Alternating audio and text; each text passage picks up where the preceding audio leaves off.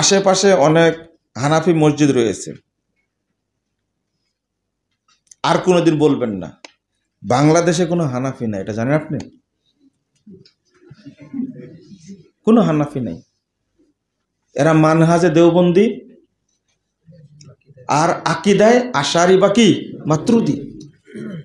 আপনি এই প্রশ্ন করবেন আমি জানি, কিন্তু আপনি খেয়াল করবেন যে যে স্থানে কবর থাকলে নামাজ হয় না, হয় সেখানে কখনো আপনি সালাত পড়বেন না।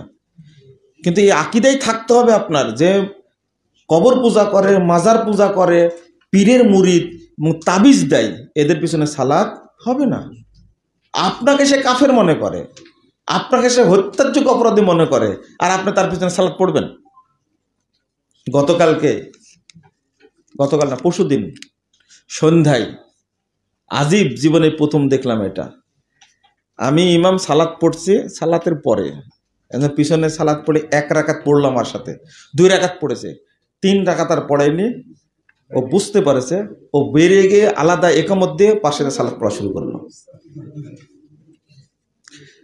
অতএব আপনি জানি এই প্রশ্নটা করবেন যখন, যেহেতু বলেছি তাদের আকীদা, আপনি একাকী সালাত পড়বেন প্রয়োজনে। ইবনে মাসউদ রাদিয়াল্লাহু আনহু, এটা আকীদার প্রশ্ন। সালাত যারা দেরিতে পড়ে তাদের ব্যাপারে তার বক্তব্য হলো